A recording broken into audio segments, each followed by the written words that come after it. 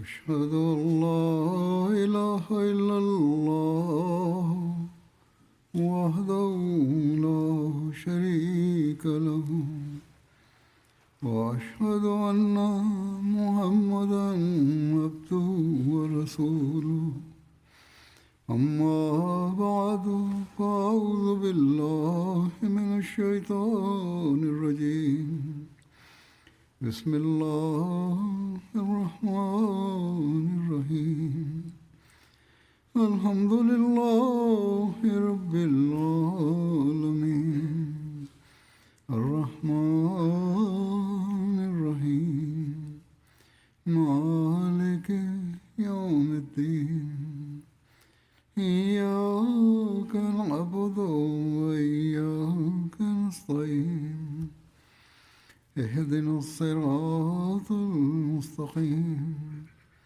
صراط الذين أنعمت عليهم غير المغضوب عليهم ولا الضالين. எல்லா நபிமார்களும் தௌஹீதை நிலைநாட்டுவதற்காகத்தான் உலகுக்கு வந்தார்கள். அவர்கள் தம்முடைய சமுதாயங்களுக்கு அதை போதித்தார்கள். ஆனால் பெரும்பாலோர் பேரிழந்த நிலையால் அந்த தௌஹீதை விட்டுவிட்டார்கள். அன்னல் நபி ஸல்லல்லாஹு அலைஹி வஸல்லம் அவர்களும் இந்த தூது செய்தியைத்தான் கொண்டு வந்தார்கள். இந்த பணியை தொடர்வதற்காகவே வந்தார்கள். தௌஹீதின் இந்த ஆன்மாவையே தம்மை ஏற்றுக்கொள்பவர்களிடம் உருவாக்குவதற்காக வந்தார்கள். இதில் பெருமானார் ஸல்லல்லாஹு அலைஹி வஸல்லம் அவர்களுடைய தரமாக இருக்கும் அந்த தரம் வேறு எவருக்கும் கிடையாது. நபி ஸல்லல்லாஹு அலைஹி வஸல்லம் அவர்கள் தௌஹீதை, ஓரிரை கொள்கையை ஏற்றுக்கொள்ளுமாறு வலியுறுத்தினார்கள் எனில் அல்லாஹ்விடமிருந்து அறிவை பெற்று தௌஹீதை ஏற்றுக்கொள்வதற்கான சான்றுகளை வழங்கினார்கள். அன்னார் ஷிர்க்குக்கு, இணை வைத்தலுக்கு எதிராக கடுமையாக போராடினார்கள் என்றால் சான்றில்லாமல் போராடவில்லை. மாறாக ஷிர்க்கின் தீமையை புரிய வைத்தார்கள். அதை புரிய வைத்து அதற்கு எதிராக வெறுப்பை உருவாக்கினார்கள். மேலும் அன்னாரை பின்பற்றுபவர்கள் தௌஹீதுக்கான போதனையும் ஷிர்க்கின் மீதான வெறுப்பும் தங்களுடைய நாடி நரம்புகளில் குடியேறிவிட்டது என்பதை தங்களுடைய அமல்கள் மூலமாக நிரூபித்து காட்டினார்கள். இது எதனால் என்றால், அல்லாஹ் அன்னார் மீது இறக்கிய போதனை எந்த அளவுக்கு அனைத்தையும் உள்ளடக்கியதாகவும் தாக்கம் ஏற்படுத்தக்கூடியதாகவும் இருந்ததென்றால் அதன் ஆழத்தை ஒருவர் புரிந்து கொண்டு பிறகு அதை விட்டு பிரிய முடியும் என்பதற்கான பேச்சுக்கே இடம் இருக்கவில்லை என்பதனால் ஆகும். அன்னாரை பின்பற்றுபவர்கள் மீது தாக்கத்தை ஏற்படுத்திய அன்னாருடைய போதனை ஏன் தாக்கம் ஏற்படுத்தக்கூடியதாக இருந்ததென்றால், சுயமே அன்னாரது ஒவ்வொரு சொல்லும் செயலும் இதன் உண்மையான வடிவமாக இருந்தது. இது தொடர்பாக அல்லாஹ் அன்னாருக்கு வழங்கிய மாபெரும் போதனைக்கு அன்னார் செயல் முன்மாதிரியாக திகழ்ந்தார்கள். அன்னாருக்கு எதை குறித்தாவது கவலை இருந்ததென்றால் அது பிற சமுதாயங்கள் தம் நபிமார்களை சஜிதாவுக்கான இடமாக ஆக்கி கொண்டது போன்று முஸ்லிம் உம்மத்திலும் இந்த அச்சுறுத்தும் குற்றம் உருவாகிவிடக் கூடாது என்பது பற்றித்தான் இருந்தது. மாநபி ஸல்லல்லாஹு அலைஹி வஸல்லம் அவர்கள் எக்காலத்திலும் தாம் இறைவனுக்கு நிகராக கொண்டு வரப்படுவதை விட்டும் அடைக்கலம் தேடினார்கள். இது குறித்து அன்னார் உம்மத்துக்கு, என்னை ஒருபோதும் இணை வைப்புக்கான வழியாக ஆக்கிக் கொள்ளாதீர்கள், இறைவனை தவிர வேறு எவர் மீதும் உங்களுடைய பார்வை ஒருபோதும் படக்கூடாது என்று அறிவுரையும் கூறினார்கள். கடந்த குத்பாக்களில் நான் இறைவன் மீதான அன்பு பற்றி குறிப்பிட்டிருந்தேன், அல்லது இபாதத்துகள் பற்றி கூறியிருந்தேன். அதில் கூறப்பட்டிருந்த எந்த விஷயங்களானாலும் சரி, எடுத்துரைக்கப்பட்ட பெருமானார் ஸல்லல்லாஹு அலைஹி வஸல்லம் அவர்களின் எந்த நிகழ்வானாலும் சரி, அது ஓரிரை கொள்கையின் பக்கமே வழிநடத்துவதாக இருந்தது. அல்லது அதில் ஓரிரை கொள்கையை நிலைநாட்டுவதற்காக அன்னாரது ஓர் எழுச்சி காணப்பட்டது, ஒரு துடிப்பு காணப்பட்டது. இது அன்னார் ஓரிரை கொள்கையை நிலைநாட்டியதற்கான உயர்தரமான தரத்தை காட்டுகின்றது. அல்லாஹ் அதை குழந்தை பருவத்திலிருந்தே அன்னாருடையதாக ஆக்கினான். அதே வேளையில் அல்லாஹ் இறக்கிய போதனையான முழுமையான போதனையின் மூலமாகவும் நாம் அதன் ஆழம் குறித்து அறிய முடிகிறது. திருக்குர்ஆனில் மீண்டும் மீண்டும் பல்வேறு கோணங்களில் நமக்கு தௌஹீதுக்கான ஓரிரை கொள்கைக்கான போதனை வழங்கப்பட்டுள்ளது. இது குறித்து அல்லாஹ் சூரா அம்பியாவில் இவ்வாறு கூறுகிறான், வமா அர்சல்னா மின் கப்லிக மிர் ரசூலின் இல்லா நூஹி இலைஹி அன்னஹு லா இலாஹ இல்லா அன ஃபஅப்தூன். பொருள், மேலும் நாம் உமக்கு முன்னர் எத்தனை தூதர்களை அனுப்பியுள்ளோமோ அவர்களுள் ஒவ்வொருவருக்கும் நிச்சயமாக என்னை தவிர வணக்கத்திற்குரியவன் எவனும் இல்லை, எனவே நீங்கள் என்னை மட்டுமே வணங்குங்கள் என்றே நாம் வஹி அறிவித்தோம். பிறகு இபாதத்துக்கான எந்த வழிமுறைகளை பெருமானார் ஸல்லல்லாஹு அலைஹி வஸல்லம் அவர்களுக்கு கற்றுக் கொடுத்தானோ, மேலும் எவ்வாறு அன்னார் தௌஹீதின் தரத்துக்கான உரிமையை நிறைவேற்றியவாறு இபாதத் செய்தார்களோ அதில் 100% கூட பிற மார்க்கங்களில் எவரிடமும் தென்படுவதில்லை. பிறகு அல்லாஹ் திருக்குர்ஆனில் கூறுகிறான், உல் இன்னி உமிர்து அன் அபுதல்லாஹ் முஹ்லிஸல் லஹுத்தீன். பொருள், நீர் கூறுவீராக, மார்க்கத்தை அதாவது கட்டுப்படுவதை முற்றிலும் அவனுக்கே ஆக்கியவாறு அல்லாஹை வணங்க வேண்டுமென்று நான் கட்டளையிடப்பட்டுள்ளேன். எனவே ஓர் உண்மையான முஸ்லிமும் இதை ஓதும்போது அவரும் நான் களப்பற்றவனாகி அல்லாஹை வணங்க வேண்டும், களப்பற்ற தௌஹீதை நிலைநாட்ட முயற்சி செய்ய வேண்டும். மேலும் பெருமானார் ஸல்லல்லாஹு அலைஹி வஸல்லம் அவர்கள் திருக்குர்ஆனில் கட்டளையிடப்பட்டுள்ள அந்த அறிவிப்பை செய்து நிலைநாட்டு காட்டிய அந்த முன்மாதிரியின்படி நான் நடக்க வேண்டும் என்று அறிவிப்பு செய்வார். நாம் களப்பற்ற தௌஹீதை நிலைநாட்டி நம்முடைய இபாதத்துகளுக்கான தரத்தை நிலைநாட்டுவோமாயின் ஒரு புரட்சி கொண்டு வரக்கூடியவர்களாக நாம் ஆக முடியும். இல்லையென்றால் பேச்சுக்கள் மட்டுமே ஆகும். அப்பொழுதுதான் நாம் உண்மையான தௌஹீத்வாதிகள் என்று அழைக்கப்படவும் முடியும். பிறகு அல்லாஹ் கூறுகிறான், வஅப்துல்லாஹ வலா துஷ்ரிகு பிஹி ஷைஆ.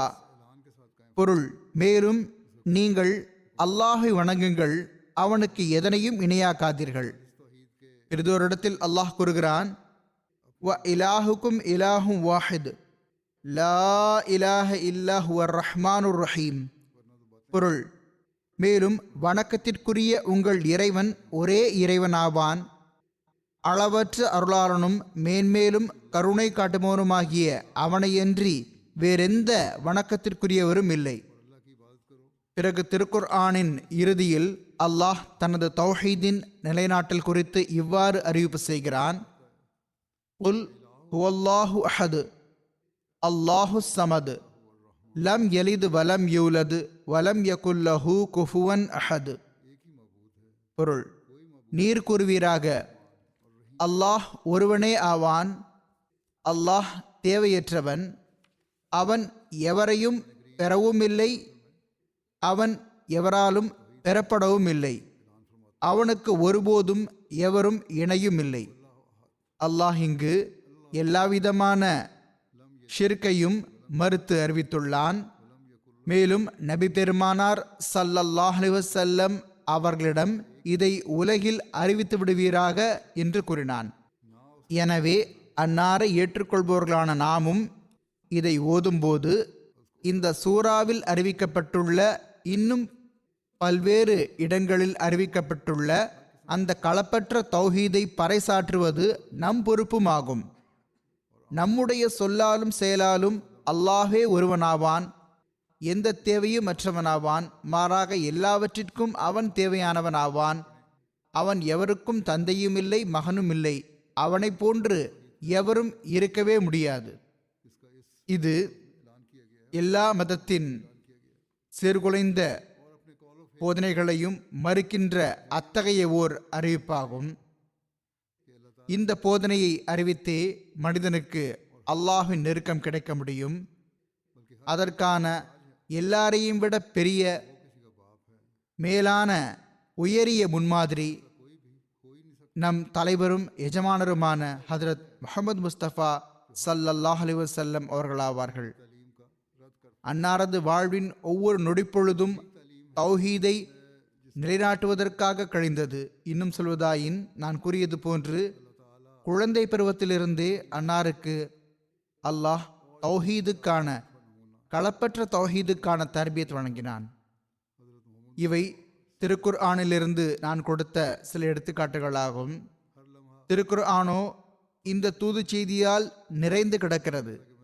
மாநபி ஸல்லல்லாஹு அலைஹி வஸல்லம் அவர்களின் வாழ்க்கை வரலாற்றின் சில நிகழ்வுகளையும் எடுத்து கூறுகிறேன். அதிலிருந்து குழந்தை பருவம் முதல் நபித்துவ வாதம் புரியும் வரை, மேலும் அன்னாரது வாழ்வில் தௌஹீதுக்காக அன்னாருக்கு இருந்த துடிப்பு மற்றும் அதற்காக அன்னார் மேற்கொண்ட முயற்சி பற்றி குறிப்பு கிடைக்கிறது. நபி பெருமானார் ஸல்லல்லாஹு அலைஹி வஸல்லம் அவர்களின் இயல்பு எவ்வளவு தூய்மையானதாக இருந்ததென்றால், தௌஹீத் மீதான நேசம் அன்னாருக்கு நாடி நரம்புகளில் வைக்கப்பட்டிருந்தது. மேலும் நபித்துவ பதவியில் அமர்வதற்கு முன்னதாகவே அன்னாரது இயல்பு இணை வைத்தல் மற்றும் சிலைகளை வணங்குதல் ஆகியவற்றை முற்றிலும் வெறுக்கக்கூடியதாக இருந்தது. இதன்படி ஒரு அறிவிப்பில் வருகிறது, ஹஜ்ரத் உம்மு ஐமன் அவர்கள் இவ்வாறு அறிவித்து வந்தார்கள்: பவானா என்ற ஓர் சிலை இருந்தது. குறைஷியர்கள் அதற்கு பெரிதும் கண்ணியம் அளித்து வந்தார்கள். அதனிடம் ஆஜராகி பலிகளிடுவார்கள். ஆண்டில் ஒரு நாள் அங்கு இத்தகாஃப் அமர்வார்கள். அபூ தாலிப் அவர்களும் தம் சமுதாயத்துடன் அங்கு செல்வார்கள். மாநபி ஸல்லல்லாஹு அலைஹி வஸல்லம் அவர்களையும் உடன் அழைத்துச் செல்ல விரும்பினார்கள். ஆனால் அன்னார் மறுத்து விடுவார்கள். இதுவரை என்றால் ஒருமுறை ஹுசூர் ஸல்லல்லாஹு அலைஹி வஸல்லம் அவர்களின் தந்தையின் சகோதரிகளும் அபூ தாலிப் அவர்களும் அன்னாரிடம் கடுமையாக கோபித்துக் கொண்டார்கள். மேலும், முஹம்மதே, நீர் என்ன விரும்புகிறீர்? நீர் உமது சமுதாயத்தின் பண்டிகையில் கலந்து கொண்டு அவர்களுடைய ஒன்று கூடல் அதிகரிக்க செய்ய மாட்டீரா என்று கேட்க துவங்கிவிட்டார்கள். எவ்வாறாயினும் ஒருமுறை தம்முடைய மாமிமார்களுடைய வற்புறுத்தலால் அன்னார் அங்கு சென்று விட்டார்கள் தான். ஆயினும் கடுமையாக அச்சமடைந்து திரும்பி வந்தார்கள். மேலும், நான் அங்கு ஒரு விந்தையான காட்சியை கண்டேன் என்று கூறினார்கள். மாமிமார்கள், இவ்வளவு நல்ல மனிதர் மீது ஷைத்தான் பாதிப்பை ஏற்படுத்த முடியாது என்று கூறினார்கள். நீங்கள் என்ன பார்த்தீர்கள் என்று கேட்டார்கள். அதற்கு பெருமானார் ஸல்லல்லாஹு அலைஹி வஸல்லம் அவர்கள், நான் சிலைக்கு அருகில் செல்ல பார்க்கும்போது ஒரு வெண்ணிற ஆடை அணிந்த நபர், முஹம்மதே ஸல்லல்லாஹு அலைஹி வஸல்லம், பின்னால் இருப்பீராக, இந்த சிலையை தொழாதிருப்பீராக என்று கூறுவார் என்று கூறினார்கள். அதற்கு பிறகு ஹஜ்ரத் ரசூலுல்லாஹ் ஸல்லல்லாஹு அலைஹி வஸல்லம் அவர்கள் முஷ்ரிக்குகளின் இணை வைப்பாளர்களின் எந்த பண்டிகையிலும் கலந்து கொள்ளவில்லை. அல்லாஹ் அன்னாரை எப்பொழுதும் இத்தகைய ஷிர்கான சடங்குகளை விட்டும் பாதுகாத்து வைத்தான். இது நபித்துவாதத்துக்கு முன்னுள்ள நிகழ்வாகும். குழந்தை பருவத்தில் தம் சாச்சா அபூ தாலிப் அவர்களுடன் சிரியா பயணத்தின் போது கிறிஸ்தவ துறவி பஹீராவை சந்தித்தார்கள். அப்போது மாநபி ஸல்லல்லாஹு அலைஹி வஸல்லம் அவர்கள் அவர் கேட்ட ஒரு கேள்விக்கு பதிலளிக்கும் போது, லாத் மற்றும் உஸ்ஸா சிலைகளை பற்றி என்னிடம் கேட்காதீர். இறைவன் மீது ஆணையாக அவற்றை விட அதிகம் எனக்கு வேறு எதன் மீதும் வெறுப்பு இல்லை என்று கூறினார்கள். ஹஜ்ரத் நபிகள் நாயகம் ஸல்லல்லாஹு அலைஹி வஸல்லம் அவர்கள் ஹஜ்ரத் ஹதீஜா ரலியல்லாஹு அன்ஹா அவர்களுடைய வணிப பொருட்களை எடுத்துக்கொண்டு சிரியா நாட்டுக்கு சென்ற போது ஹஜ்ரத் ரசூலுல்லாஹ் ஸல்லல்லாஹு அலைஹி வஸல்லம் அவர்கள் அந்த பொருட்களை விற்றார்கள். அதற்கு பகரமாக மற்ற பொருட்களை வாங்கினார்கள். இதற்கிடையிலேயே மாநபி ஸல்லல்லாஹு அலைஹி வஸல்லம் அவர்களுக்கும் ஒரு மனிதனுக்கும் இடையே ஏதோ ஒரு விஷயத்தில் வேறுபாடு ஏற்பட்டுவிட்டது. அந்த மனிதன், லாத் மற்றும் உஸ்ஸா சிலை மீது ஆணையிட்டு சொல்வீராக, அதாவது அப்போதுதான் நீர் சொல்வதை நான் நம்புவேன், இப்படி சத்தியம் செய்யுங்கள், சாட்சி பகருங்கள் என்று சொன்னான். அதற்கு அண்ணல் நபி ஸல்லல்லாஹு அலைஹி வஸல்லம் அவர்கள், நான் ஒருபோதும் இந்த சிலைகள் மீது ஆணையிட்டதில்லை.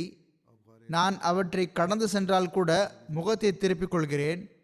நீர் என்னிடம் சத்தியம் செய்ய சொல்கிறீரே, இது எப்படி முடியும் என்று கூறினார்கள். இந்த தௌஹீதை பெறுவதற்காகவே அன்னார் ஹிரா குகைக்கும் சென்று வந்தார்கள். முன்னரும் இதை பற்றி கூறப்பட்டு விட்டது. அங்கு அன்னாருக்கு ஓரிறைவனை வணங்குவதற்கும் தௌஹீதுக்கும் உள்ளத்தில் துடிப்பு இருக்கும்.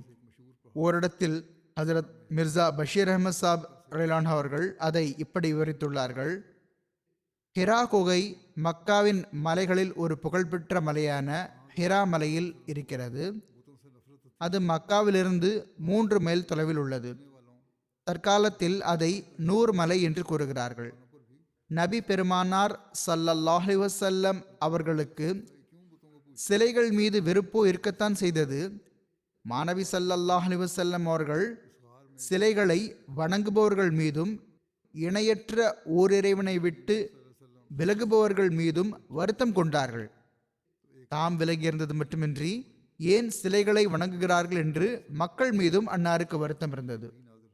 இறைவனால் நியமிக்கப்படுவதற்கு முன்பு மக்கள் குடியிருப்பை விட்டு தொலைவில் அந்த குகையில் இபாதத் செய்து வந்தார்கள். கண்ணியத்திற்குரிய நபி ஸல்லல்லாஹு அலைஹி வஸல்லம் அவர்கள் 40 வயதை அடைந்த போது ஒரு நாள் ஜிப்ரீல் தோன்றினார்கள். அப்பொழுது மாநபி ஸல்லல்லாஹு அலைஹி வஸல்லம் அவர்கள் மீது முதலாக வஹி இறங்கியது. அதன் மூலம் அல்லாஹ் அன்னாரை நியமித்தான். அந்த முதல் வஹி இறங்கியதுமே பெருமானார் ஸல்லல்லாஹு அலைஹி வஸல்லம் அவர்கள் படைத்தவனின் ஓரிறைமையின் பக்கம் மக்களை அழைக்க துவங்கினார்கள். இணை வைப்புக்கு எதிராக போதிக்க துவங்கினார்கள். ஆனால் முற்றிலும் துவக்கத்தில் அன்னார் தாம் மேற்கொண்ட பணியை பகிரங்கமாக வெளிப்படுத்தவில்லை. மாறாக மிகவும் மௌனமாக நடவடிக்கை மேற்கொள்ள துவங்கினார்கள். தம்மை சந்திக்கக்கூடியவர்களின் வட்டத்திற்குள் தமது போதனையை வரையறுத்து வைத்தார்கள்.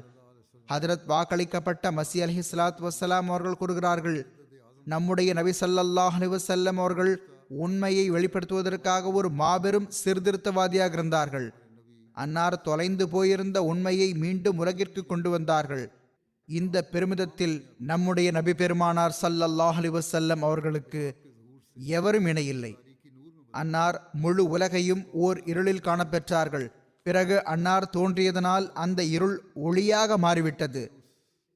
எந்த சமுதாயத்தில் அன்னார் தோன்றினார்களோ அந்த முழு சமுதாயமும் இணை வைத்தல் எனும் ஆடையை அவிழ்த்துவிட்டு தௌஹீத் எனும் ஆடையை அணிந்து கொள்ளாதவரை அன்னார் இறக்கவில்லை.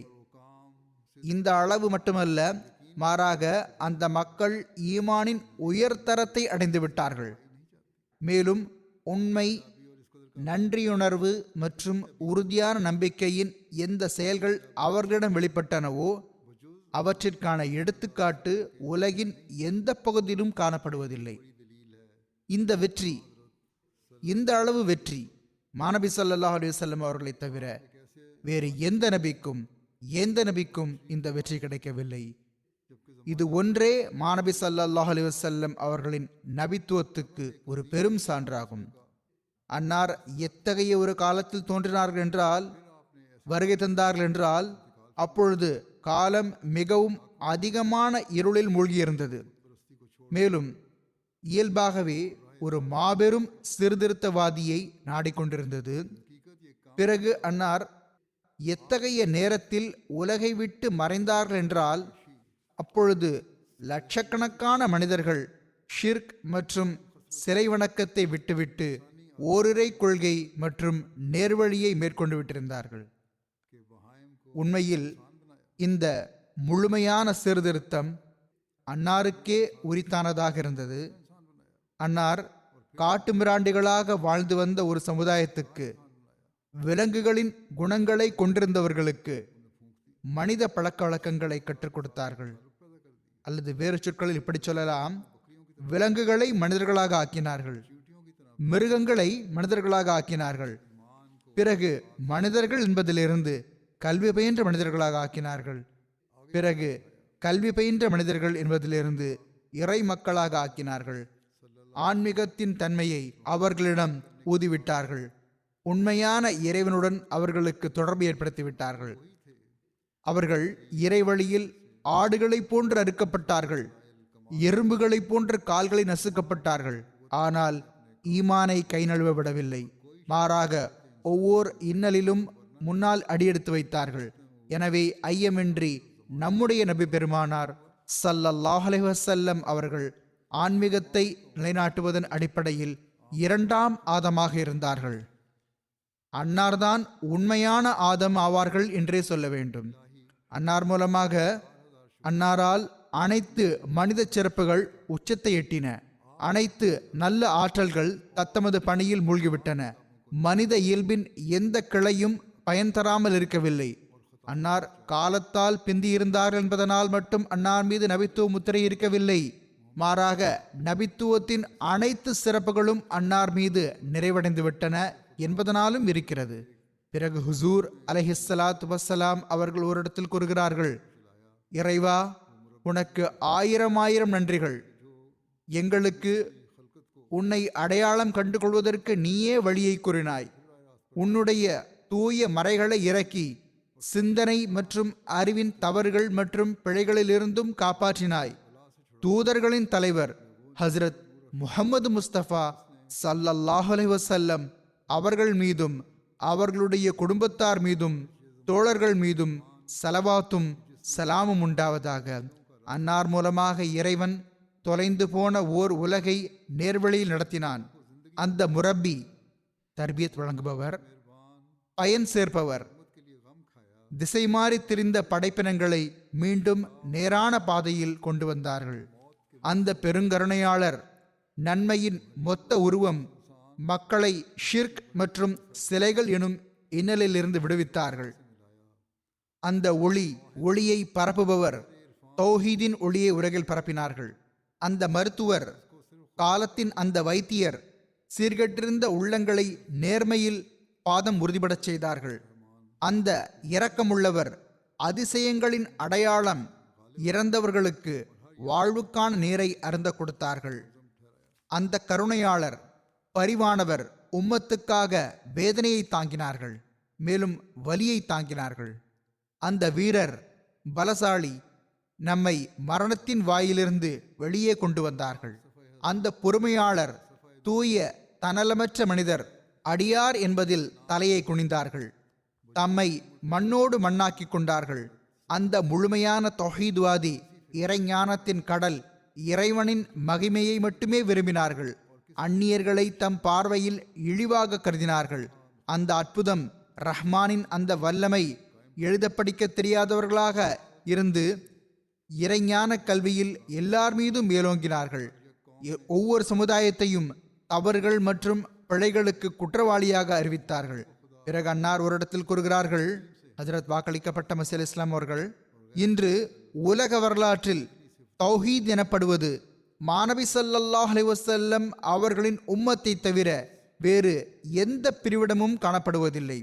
கோடிக்கணக்கான படைப்பினங்களை இறைவனின் தௌஹீதில் நிலைநாட்டக்கூடிய உன்னதமான கண்ணியம் அளித்து அந்த உண்மை இறைவன் பக்கம் வழிநடத்தக்கூடியதாக திருக்குர்ஆனை தவிர வேறு எந்த மறையின் தடயமும் கிடைப்பதில்லை. ஒவ்வொரு சமுதாயமும் தத்தமது செயற்கை கடவுளை உருவாக்கி கொண்டது. தொன்று தொட்டு இருப்பவனே முஸ்லிம்களின் இறைவனாவான். அவன் அழியாதவன், மாறாதவன் மற்றும் தொன்று தொட்டு இருக்கும் தன்னுடைய பண்புகளில் முன்பு இருந்தது போன்றே இப்பொழுதும் இருக்கின்றான். ஆனால் அந்தோ இன்று முஹம்மதிய உம்மத்தும் அதற்கு கிடைத்த இந்த தௌஹீதின் கண்ணியத்தை மறந்து கொண்டே செல்கிறது. அல்லாஹ் போதித்த அந்த உண்மையான தௌஹீத் ஹஸ்ரத் நபிகள் நாயகம் ஸல்லல்லாஹு அலைஹி வஸல்லம் அவர்கள் நமக்கு வேதனையுடன் வழிகாட்டிய, வலியுறுத்திய அந்த உண்மையான தௌஹீத் அவர்களிடம் இல்லை. கலப்பற்ற தௌஹீதை மறந்ததன் காரணமாக அல்லாஹ்வின் பண்புகள் மீதும் ஒரு முஸ்லிமின் தனிச்சிறப்பாக இருக்க வேண்டிய அந்த களப்பற்ற ஈமான் இருக்கவில்லை. இப்படிப்பட்ட நிலையில் ஹஜ்ரத் நபிகள் நாயகம் ஸல்லல்லாஹு அலைஹி வஸல்லம் அவர்களின் உண்மை ஊழியர் அவர்களை ஏற்றுக்கொள்பவர்களின் பணி என்னவென்றால், தௌஹீதின் உண்மைத்தன்மையை புரிய வேண்டும். அதற்காக தமக்குள் சிறப்பான மாற்றங்களை உருவாக்க வேண்டும். இந்த ரமலான் மாதம் இபாதத்துகளுக்கான குறிப்பான மாதமாகும். இதில் குறிப்பாக இதற்காக முயற்சி செய்ய வேண்டும். அதற்காக துவா செய்ய வேண்டும். நபி பெருமானார் ஸல்லல்லாஹு அலைஹி வஸல்லம் அவர்கள் தம்முடைய முழு வாழ்விலும் எவ்வாறு தௌஹீதை நிலைநாட்ட முயற்சி செய்தார்களோ, நாமும் அன்னாரை நேசிப்பதாக வாதம் புரிகிறோம் என்றால் நாம் அதற்காக சிறப்பாக முயற்சி செய்ய வேண்டும். அல்லாஹ்வின் கட்டளையால் தௌஹீதை நிலைநாட்டுவதற்காக எவ்வாறு அன்னார் முயற்சி செய்தார்கள், அதற்காக சிரமங்களை மேற்கொண்டார்கள். இதை ஹஜ்ரத் முஸ்லிம் மவ்ஊத் ரலியல்லாஹு அன்ஹு அவர்கள் ஓரிடத்தில் இவ்வாறு எடுத்து கூறியுள்ளார்கள், திருக்குர்ஆனில் அல்லாஹ் கண்ணியத்திற்குரிய தூதர் ஸல்லல்லாஹு அலைஹி வஸல்லம் அவர்களிடம் கூறுகிறான், வ அன்சிர் அஷீரத்தக்கல் அக்ரபீன். பொருள்: அல்லாஹ்வின் தூதர் முஹம்மதே, நீர் உலகின் மூலை முடுக்கில் உள்ள மக்களை எச்சரிப்பீராக. ஆனால் முதலில் நெருங்கிய உறவினர்களை எச்சரிப்பீராக. ஏனெனில் அவர்களுக்கு மீது இரட்டிப்பு உரிமை இருக்கிறது. ஒன்று, மற்ற உலகை போன்று இவர்களும் அழிகிறார்கள் என்பதாகும். மற்றொன்று, இவர்கள் உறவினர்கள் ஆவார்கள் என்பதாகும். இவர்களுடைய மூதாதையர்கள் ஒரு காலத்தில் உம்முடன் நல்ல முறையில் நடந்து கொண்டார்கள். ஆங்கிலத்திலும் இப்படி ஒரு பிரசித்தி பெற்ற பழமொழி உள்ளது, சேரிட்டி பிகின்ஸ் அட் ஹோம். அதாவது தானமும் தர்மமும் முதலில் வீட்டிலிருந்து துவங்குகிறது. இவ்வாறே அறிவுரை மற்றும் போதனை வழங்கும் முறை எப்பொழுதும் வீட்டிலிருந்தே துவங்க வேண்டும். இதன்படி முஹம்மது ரசூலுல்லாஹ் ஸல்லல்லாஹு அலைஹி வஸல்லம் அவர்கள் இந்த கட்டளையை எப்படி செயல்படுத்தினார்கள் என்றால், அன்னார் மக்காவின் வழக்கப்படி சஃபா மலை மீது ஏறி நின்று கொண்டார்கள். மேலும் பல்வேறு கோத்திரங்களை ஒவ்வொன்றாக பெயரை எடுத்து அழைக்க துவங்கினார்கள். முதலில் அன்னார் காலிப் குடும்பத்தினரை அழைத்தார்கள். அவர்கள் மஸ்ஜித் ஹராமிலிருந்து வெளியே வந்து சஃபா மலையின் அடிவாரத்திற்கு வந்துவிட்டார்கள். அப்பொழுது அபூலஹப் ஹதரத் ரசூலுல்லாஹ் ஸல்லல்லாஹு அலைஹி வஸல்லம் அவர்களிடம், காலிப் குடும்பத்தினரோ வந்து விட்டார்கள், நீங்கள் என்ன சொல்ல வேண்டுமோ சொல்லுங்கள் என்றான். ஆனால் அன்னார் அபூலஹபின் பேச்சின் பக்கம் எந்த கவனமும் செலுத்தவில்லை. மேலும் லூயி கோத்திரத்தின் மக்களை அழைத்தார்கள். அவர்கள் வந்து சேர்ந்ததும் மீண்டும் அபூலஹப், இப்பொழுது லூயி கோத்திரமும் வந்துவிட்டது, நீங்கள் என்ன சொல்ல விரும்புகிறீர்கள் என்று இப்பொழுதாவது கூறுங்கள் என்றான். ஆனால் ஹதரத் ரசூலுல்லாஹ் ஸல்லல்லாஹு அலைஹி வஸல்லம் அவர்கள் பிறகும் கூட கவனத்தில் கொள்ளத்தக்கதாக கருதவில்லை. மேலும் மர்ரா குடும்பத்தை அழைத்தார்கள். இவ்வாறு அவர்களும் வந்து விட்டார்கள். பிறகு அன்னார் கிலாப் கோத்திரம் மற்றும் குசை ஆகிய கோத்திரங்களை அழைத்தார்கள். எதுவரை என்றால் எல்லா மக்களும் ஒன்று கூடிவிட்டார்கள். எவர்களால் தாமே வர முடியவில்லையோ அவர்கள் இன்று எதற்காக தாங்கள் ஒன்று கூட்டப்பட்டுள்ளார்கள் என்று அறிந்து வந்து தமக்கு தகவல் கொடுப்பதற்காக தம் தூதுவர்களை அனுப்பிவிட்டார்கள். குறைஷர்கள் உட்பட மக்காவின் அனைத்து கோத்திரங்களும் ஒன்று கூடியதும் ஹதரத் ரசூலுல்லாஹ் ஸல்லல்லாஹு அலைஹி வஸல்லம் அவர்கள் அவர்களுடன் உரையாடத் துவங்கினார்கள். அன்னார், பாருங்கள், இந்த மலைக்கு பின்னால் ஒரு மிகப்பெரிய படை ஒன்று கூடியிருக்கிறது. அது உங்கள் மீது தாக்குதல் தொடுக்க நினைக்கிறது என்று நான் உங்களிடம் சொன்னால் நீங்கள் நான் கூறும் இந்த விஷயத்தை நம்புவீர்களா மாட்டீர்களா என்று கேட்டார்கள். அதற்கு அவர்கள், ஏன் இல்லை, உங்கள் பேச்சை நாங்கள் கண்டிப்பாக நம்புவோம். ஏனென்றால் நாங்கள் எப்பொழுதும் உங்களை நேர்மையாளராக கண்டிருக்கிறோம், உண்மையாளராக கண்டிருக்கிறோம் என்று கூறினார்கள். ஹதரத் ரசூலுல்லாஹ் ஸல்லல்லாஹு அலைஹி வஸல்லம் அவர்களின் இந்த கேள்வி உண்மையில் சாத்தியமற்ற ஒன்றை சாத்தியமானதாக ஏற்றுக்கொள்ளுமாறு கேட்பது போன்றுதான் என்பது மக்கத்து நிலைமையை பற்றி அறிந்த மக்களுக்கு தெரியும். ஏனென்றால் மக்கத்தினரின் கால்நடைகள் தாழ்வு பகுதியில் மேய்ந்து வந்தன. அதில் எந்த ஒரு படையும் ஒளிந்திருப்பது சாத்தியமற்ற அத்தகைய ஒரு பகுதிதான் அது. ஆனால் மாநபி ஸல்லல்லாஹு அலைஹி வஸல்லம் அவர்களின் உண்மைக்கான தாக்கம் அந்த மக்கள் மீது எந்த அளவு இருந்ததென்றால், அவர்கள், எங்கள் கண்கள் இதை ஏற்றுக்கொள்ளவில்லை என்றாலும் நாங்கள் உங்கள் கூற்றை கண்டிப்பாக ஏற்போம், ஏனெனில் தங்களது உண்மைத்தன்மை எங்கள் பார்வையில் ஏற்றுக்கொள்ளப்பட்டதாகும் என்று கூறினார்கள். அவர்கள் கண்ணியத்திற்குரிய தூதர் ஸல்லல்லாஹு அலைஹி வஸல்லம் அவர்கள் தொடர்பாக ஒரே குரலாக தங்களது இந்த நம்பிக்கை மற்றும் நம்பகத்தன்மையை வெளிப்படுத்தியதும், மாநபி ஸல்லல்லாஹு அலைஹி வஸல்லம் அவர்கள், கேட்டுக்கொள்ளுங்கள், நான் உங்களுக்கு ஒரு முக்கிய செய்தியை கூறுகிறேன். அந்த செய்தியாவது, நான் அல்லாஹ்வின் புறமிருந்து தூதராக நியமிக்கப்பட்டு அனுப்பப்பட்டுள்ளேன் என்பதாகும். எனவே நான் உங்களுக்கு கூறுகிறேன், நீங்கள் அல்லாஹ்வின் தண்டனையிலிருந்து பாதுகாப்பாக இருக்க விரும்பினால் என்னை பின்பற்றுங்கள் என்று கூறினார்கள். அன்னார் இவ்வாறு கூறியதுதான் தாமதம். உடனே அபூலஹப் உத்வேகம் பொங்க, தப்பன் லக சாயரல் ஐயாமி அலி ஹாசா ஜமாஅத்தனா, அதாவது நவுதுபில்லா, உம்மீது அழிவு உண்டாகட்டும், இவ்வளவு சிறிய விஷயத்திற்காகவா நீர் எங்களை ஒன்று திரட்டினீர் என்று குரலானான். இவ்வாறே மற்ற மக்களும் கேலி கிண்டல் செய்தவாறு ஏளனம் செய்தவாறு கலைந்து போய்விட்டார்கள். ஆனால் இந்த ஏளனம் மற்றும் எதிர்ப்பு அன்னாரை தௌஹீதை நிலைநாட்டுவதற்காக முயற்சி செய்வதிலிருந்து தடுக்கவில்லை. அன்னார் தொடர்ந்து இந்த முயற்சியிலேயே ஈடுபட்டிருந்தார்கள். நான் கூறியது போன்று ஏளனம் செய்யப்பட்டது, எதிர்ப்பு அதிகரித்து விட்டது. அன்னாருக்கு இருந்த எதிர்ப்பின் வரலாற்றை ஹதரத் மிர்சா பஷீர் அஹமத் சாஹிப் ரலியல்லாஹு அன்ஹு அவர்கள் வரலாற்று நூல்களின் அடிப்படையில் இவ்வாறு எடுத்துக் கூறியுள்ளார்கள். நபி பெருமானார் ஸல்லல்லாஹு அலைஹி வஸல்லம் அவர்கள் எவ்வளவு மாபெரும் லட்சியத்தை கொண்டு வந்திருந்தார்களோ அந்த அளவே கடுமையாக அன்னார் எதிர்க்கப்பட்டிருக்க வேண்டியிருந்தது. ஏனென்றால் இருள் சூழ்ந்திருந்த ஒரு காலகட்டத்தில் ஹதரத் நபிகள் நாயகம் ஸல்லல்லாஹு அலைஹி வஸல்லம் அவர்கள் அனுப்பப்பட்டார்கள். ஒளியின் வருகையால் இருளின் படைகள் தமது முழு ஆற்றலுடன் அதை எதிர்ப்பது இன்றியமையாததாக இருந்தது. ஆக இவ்வாறே நடந்தது. முந்தைய அனைத்து நபிமார்களோடு ஒப்பிடுகையில் அன்னாருக்கு எல்லாரையும் விட அதிகமான எதிர்ப்பு இருந்தது. அந்த எதிர்ப்பின் வெளிப்படையான காரணிகளில் இதுவும் ஒன்றாகும். குறைஷி குலம் மிக தீவிரமான சிலை வணங்கி சமுதாயமாக இருந்தது. சிலைகளின் கண்ணியம் மற்றும் அன்பு அவர்களுடைய உள்ளங்களில் எந்த அளவுக்கு உறைந்து போயிருந்தது என்றால் அவர்களால் அவற்றிற்கு எதிராக ஒரு சொல்லை கூட கேட்பதை பொறுத்து கொள்ள முடியாமல் இருந்தது. அல்லாஹை வணங்குவதற்காக மட்டுமே கட்டப்பட்ட காபா ஆலயத்திலும் அந்த அநீதியாளர்கள் நூற்றுக்கணக்கான சிலைகளை ஒன்று சேர்த்து வைத்திருந்தார்கள். தம்முடைய அனைத்து தேவைகளுக்காகவும் அந்த சிலைகளின் முகங்களையே பார்த்து கொண்டிருந்தார்கள். இப்பொழுது இஸ்லாம் வந்ததும் அதன் அடிப்படை கோட்பாடே படைத்த வல்லோனின் ஓரிறைமையாக இருந்தது. மேலும் எந்த ஒரு மனிதன், மரம், கல் அல்லது விண்மீன்கள் முதலியவற்றிற்கு முன்னால் தலைகுனியாதீர்கள் என்ற தெளிவான கட்டளை இருந்தது. வஸ்ஜுது லில்லாஹில்லஸீ ஹலகஹுன், அதாவது இந்த பொருள்களை படைத்தவனான அவனுக்கு முன்னால் மட்டுமே குனிந்திடுங்கள். பிறகு இது மட்டுமே அல்ல, இதற்கும் மேற்பட்டு குறைஷியர்களின் சிலைகளை அவர்களுடைய சிந்தனையில் இழிவுபடுத்தக்கூடிய சொற்களில் நினைவு கூறப்பட்டு வந்தது. மேலும் அவை நரகத்தின் விறகுகளாக கூறப்பட்டன. இந்த விஷயங்கள் குறைஷியர்களின் உடல் முழுவதும் கோபத்தீயை மூட்டிவிட்டன. அவர்கள் ஒரே உயிராக ஒன்றிணைந்து இஸ்லாத்தை அழிப்பதற்காக எழுந்து நின்றார்கள். இன்னமும் பல காரணங்கள் இருந்தனதான், ஆனால் எவ்வாறாயினும் இது பெரிய காரணமாக இருந்தது. ஹதரத் அக்தஸ் மசீஹ் மௌத் அலைஹிஸ்ஸலாத்து வஸ்ஸலாம் அவர்கள் கூறுகிறார்கள், ஒரு நபி அல்லது ரசூல் இறைவன் புறமிருந்து தோன்றுகிறார். அவருடைய பிரிவு மக்களுக்கு ஒரு திறமை பெற்ற, நேர்மையான, துணிச்சல் மிக்க மற்றும் முன்னேற்றம் அடையக்கூடிய குழுவாக தென்படுகிறது. ஆகவே அப்போது இருக்கின்ற சமுதாயங்கள் மற்றும் பிரிவுகளின் உள்ளங்களில் அவர் மீது கண்டிப்பாக ஒரு வகையான பகைமையும் பொறாமையும் உருவாகிவிடுவதுண்டு. குறிப்பாக ஒவ்வொரு மதத்தின் அறிஞர்கள் மற்றும் அரியணையில் வீற்றிருப்பவர்கள் ஆகியோரோ பெரும் பகைமையை வெளிப்படுத்துகிறார்கள். ஏனென்றால் இறைவனின் அந்த ஆண்மகன் தோன்றுவதனால் அவர்களுடைய வருமானம் மற்றும் அந்தஸ்து ஆகியவை பாதிக்கப்படுகின்றன. அவர்களுடைய மாணவர்கள் மற்றும் சீடர்கள் அவர்களுடைய வலையிலிருந்து வெளியேற ஆரம்பித்து விடுகிறார்கள். ஏனெனில் அனைத்து ஈமானிய நல்லொழுக்க மற்றும் அறிவு சிறப்புகளையும் இறைவன் புறமிருந்து பிறக்கின்ற அந்த நபரிடம் காண்கிறார்கள். நல்லியல்பு கொண்ட நட்பேறு கொண்ட சிலர்கள் தம்மை பின்பற்றுபவர்களை விட்டுவிட்டு இறைவனின் ஆண்மகனின் பக்கம் வருகிறார்கள்.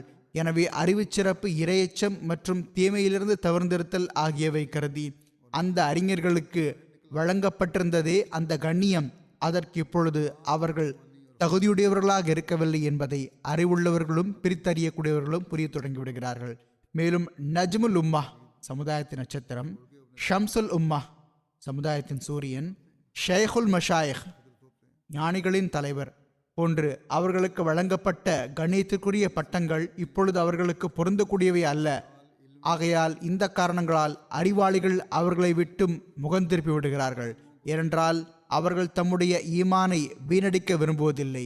ஏற்றுக்கொள்ளக்கூடியவர்களின் நல்லியல்புள்ளவர்களின் செயலோ இதுவாகும்.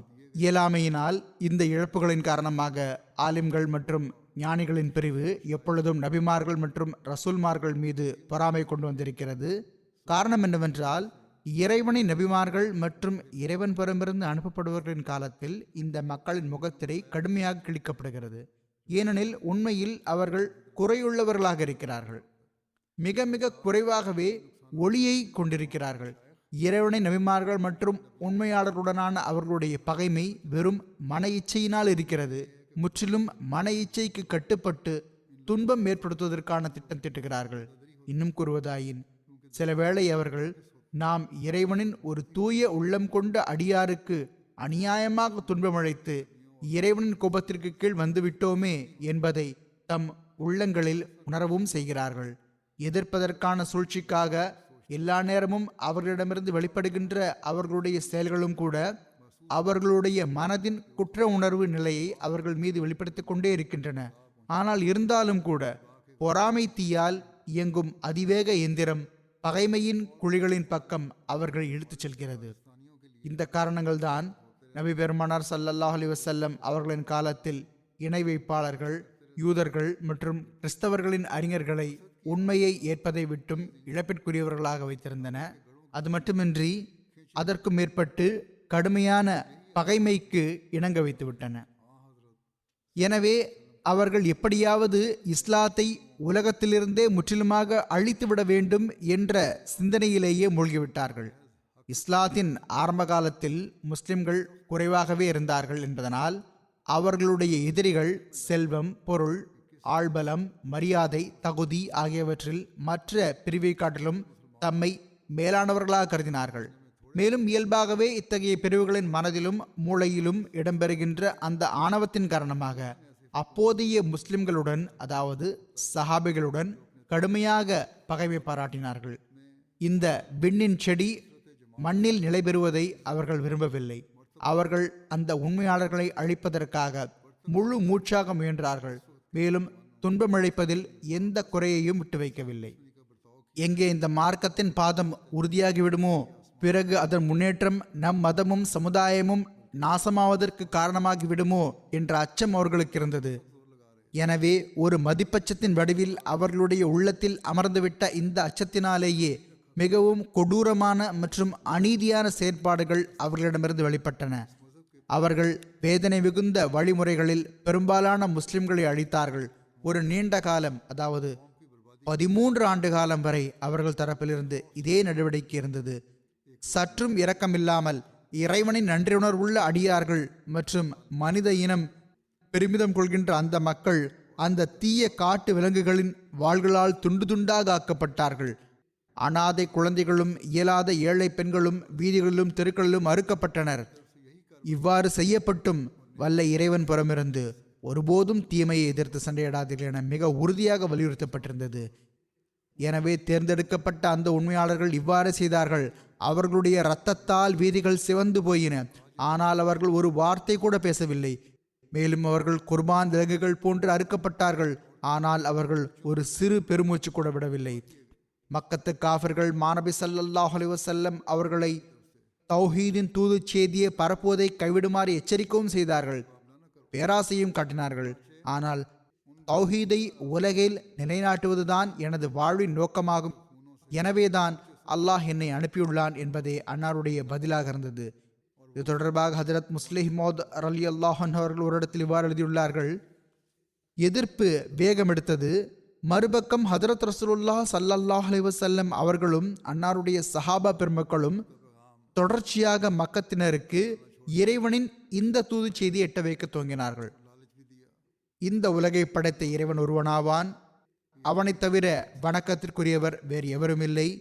எந்த அளவு நபிமார்கள் காலஞ்சென்றுள்ளார்களோ அவர்கள் அனைவரும் அவனுடைய ஓரிறைமையை உறுதிப்படுத்தினார்கள். தங்கள் சொந்த இனத்தவர்களையும் இதே போதனையின் பக்கம் அழைத்து வந்தார்கள். நீங்கள் ஓரிறைவன் மீது ஈமான் கொள்ளுங்கள், இந்த கற்சிலைகளை விட்டுவிடுங்கள், ஏனெனில் இவை முற்றிலும் பயனற்றவையாகும், இவற்றிடம் எந்த ஆற்றலும் இருக்கவில்லை. மக்கத்தினரே, நீங்கள் பார்ப்பதில்லையா, அவற்றுக்கு முன்னால் படைக்கப்படும் பொருட்களின் மீது ஈக்கள் கூட்டமாக வந்து அமர்ந்து கொண்டால் அவை அந்த ஈக்களை விரட்டுவதற்கு கூட ஆற்றல் கொண்டிருப்பதில்லை. யாராவது அவற்றை தாக்கினால் அவற்றால் தம்மை பாதுகாத்து கொள்ளக்கூட முடிவதில்லை. யாராவது அவற்றிடம் கேள்வி கேட்டால் அவற்றால் பதிலளிக்க முடிவதில்லை. யாராவது அவற்றிடம் உதவி கேட்டால் அவற்றால் அவர்களுக்கு உதவ முடிவதில்லை. ஆனால் ஓர் இறைவனோ கேட்கக்கூடியவர்களின் தேவையை நிறைவேற்றுகிறான், கேள்வி கேட்பவர்களுக்கு பதிலளிக்கிறான், உதவி கேட்பவர்களுக்கு உதவி செய்கிறான், தன் எதிரிகளை தன் அதிகாரத்தின் கீழ் கொண்டு வருகிறான். மேலும் இபாதத் செய்யும் தன் அடியார்களுக்கு உயர் முன்னேற்றங்களை வழங்குகிறான். அவனிடமிருந்து ஒளி வருகிறது, அது அவனை வணங்குபவர்களின் உள்ளங்களை ஒளிபெறச் செய்து விடுகிறது. பிறகு ஏன் நீங்கள் இத்தகைய இறைவனை விட்டுவிட்டு உயிரற்ற சிலைகளுக்கு முன்னால் குனிந்து உங்கள் வாழ்நாளை வீணடிக்கிறீர்கள்? நீங்கள் பார்ப்பதில்லையா, இறைவனின் ஓரிறைமையை விட்டுவிட்டு உங்களுடைய சிந்தனைகளும் அசுத்தமாக இருக்கின்றன, உங்களுடைய உள்ளங்களும் இருளடைந்து விட்டன. நீங்கள் பல வகையான கற்பனையான போதனைகளில் மூழ்கியுள்ளீர்கள். உள்ளங்களில் கற்பனைகள் உருவாகின்றன. ஏன்? ஓரிறைமையை விட்டுவிட்டதனால். உங்களிடம் ஹலால் மற்றும் ஹராமுக்கான இடையிலான வேறுபாடு இருக்கவில்லை. நல்லதையும் தீயதையும் உங்களால் பிரித்தறிய முடிவதில்லை. உங்களுடைய தாய்மார்களை கண்ணிய குறைச்சலாக நடத்துகிறீர்கள்.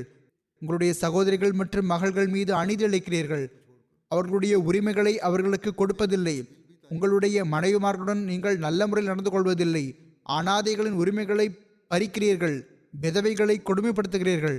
ஏழைகள் மற்றும் வலுவிழந்தவர்கள் மீது அநீதி இழைக்கிறீர்கள். மற்றவர்களின் உரிமையை பறித்து உங்களுடைய பெருமையை நிலைநாட்ட விரும்புகிறீர்கள். பொய் மற்றும் ஏமாற்று வேலைகளுக்காக நீங்கள் வெட்கப்படுவதில்லை. திருட்டு மற்றும் கொள்ளை மீது உங்களுக்கு வெறுப்பு இல்லை.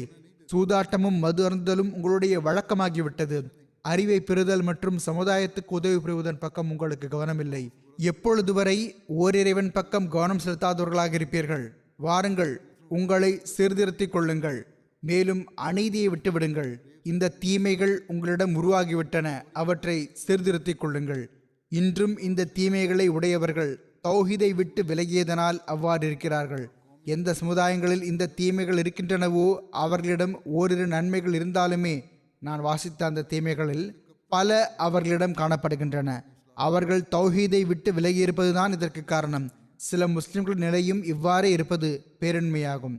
பிறகு அன்னார் அலைஹிஸ்ஸலாம் கூறினார்கள், இறைவனின் நெருக்கத்தை பெறுவதற்கான வழிமுறை என்னவென்றால், உரிமையாளர் ஒவ்வொருவருக்கும் அவருக்கான உரிமையை வழங்கிடுங்கள். இது மிகவும் முக்கியமான விஷயமாகும். இறைவன் செல்வத்தை வழங்கியிருக்கிறான் என்றால் நாடு, சமுதாயங்கள் ஆகியவற்றுக்கு தொண்டு செய்வதற்காகவும் பலவீனமானவர்கள் மற்றும் ஏழைகளின் முன்னேற்றத்திற்காகவும் அதை செலவிடுங்கள். பெண்களுக்கு கண்ணியம் அளித்திடுங்கள், அவர்களுக்கான உரிமையை செலுத்திடுங்கள். அனாதைகளை அல்லாஹ்வின் அமானிதங்களாக கருதுங்கள், அவர்களை பராமரிப்பதை உயர் வகையான நன்மையாக கருதுங்கள். விதவைகளுக்கு ஆதரவாளர்களாகிவிடுங்கள். நன்மைகள் மற்றும் இறையச்சத்தை நிலைநாட்டுங்கள். நீதி, நேர்மை மட்டுமின்றி அதற்கும் மேற்பட்டு கருணை புரிதல் மற்றும் பேருதவி செய்தலை உங்களுடைய அடையாளமாக ஆக்கிக் கொள்ளுங்கள். நீதி மட்டுமல்ல, அதற்கும் மேற்பட்டு கருணையும் இருக்க வேண்டும், பேருதவியும் இருக்க வேண்டும். இது ஒரு நம்பிக்கை கொண்டவருக்கான போதனையாகும். நீங்கள் இந்த உலகில் வந்திருப்பது வீண் போகக்கூடாது. உங்களுக்கு பின்னால் நல்ல தாக்கங்களை விட்டு செல்லுங்கள். அப்போதுதான் நிரந்தரமான நன்மைக்கான விதை விதைக்கப்படும். உரிமையை பெறுவதில் அல்ல, மாறாக தியாகம் மற்றும் அர்ப்பணிப்பில் தான் உண்மையான கண்ணியம் உள்ளது. உரிமையை பெறுவதற்கு மட்டும் முயற்சி செய்யாதீர்கள். தியாகம் மற்றும் அர்ப்பணிப்பு இன்றியமையாததாகும்.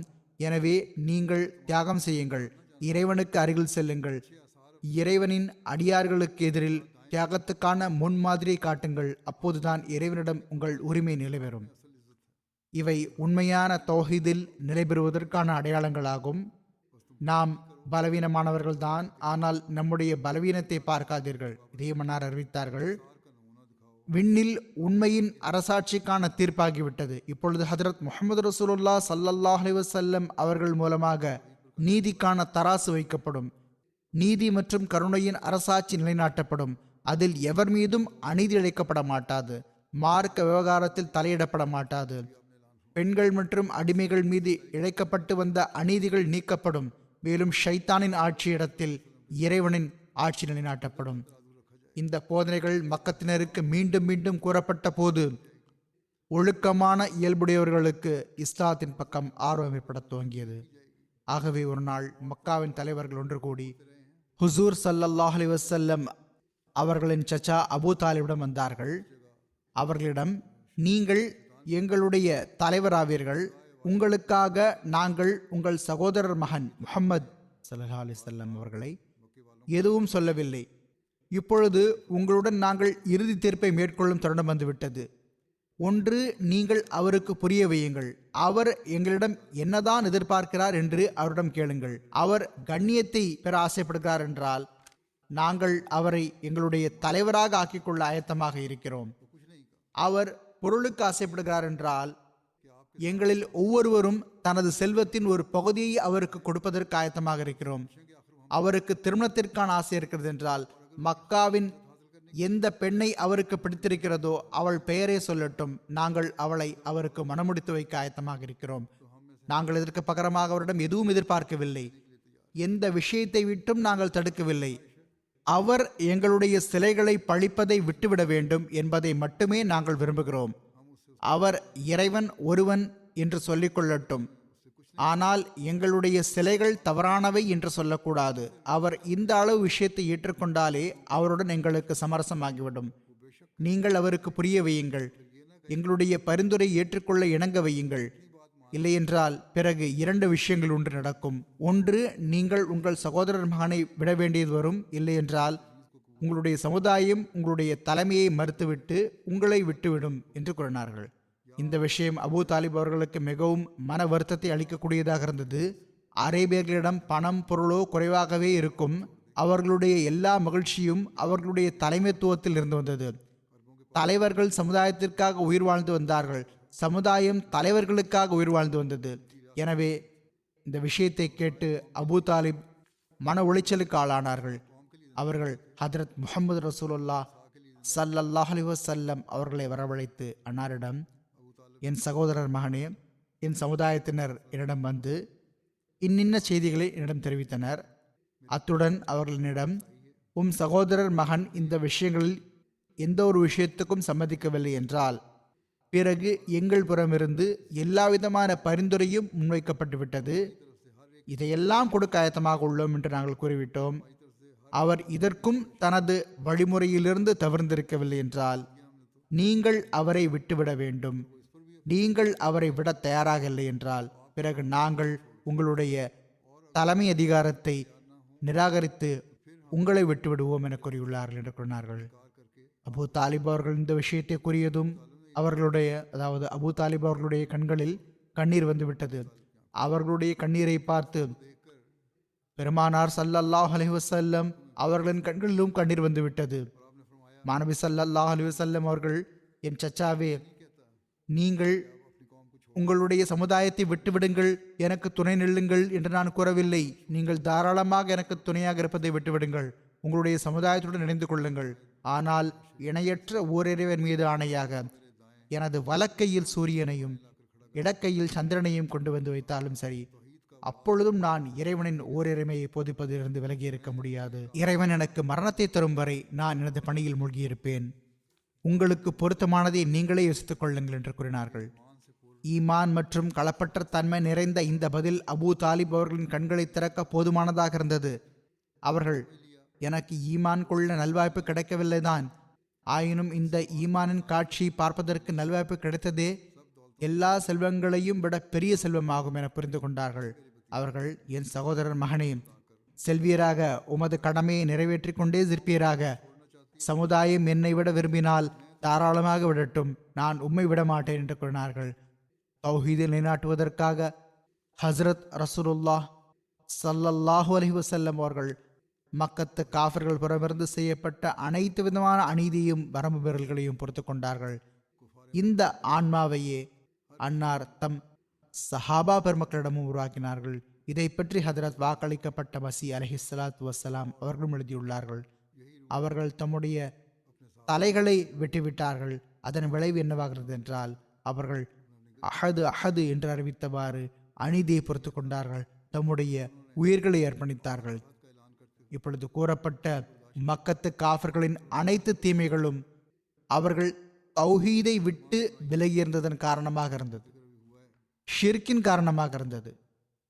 இன்றும் எந்த சமுதாயங்களிடம், எந்த மக்களிடம் இந்த தீமைகள் இருக்கின்றனவோ அவர்கள் தௌஹீதை விட்டு விலகியிருப்பதன் காரணமாகவே இருக்கின்றன. எனவே இத்தகைய நிலையில் நமது பணி என்னவெனில், நாம் தௌஹீதுக்கான ஓரிரை கொள்கைக்கான அறிவிப்பை செய்து கொண்டே இருக்க வேண்டும். இந்த தௌஹீதுக்கான தூது செய்தியை நாம் எட்ட வைக்கின்ற அதே வேளையில் நம்முடைய ஆன்மீக நல்லொழுக்க நிலைமைகளிலும் ஒரு தெளிவான மாற்றத்தை உருவாக்க முயற்சி செய்ய வேண்டும். அப்பொழுதுதான் நாம் உண்மையான தௌஹீதை ஏற்றுக்கொள்ளக்கூடியவர்கள் என்றும் இறைவனின் கட்டளைப்படி நடக்கக்கூடியவர்கள் என்றும் அழைக்கப்பட முடியும். அல்லாஹ் நமக்கு அதற்கான நல்வாய்ப்பு வழங்குவானாக.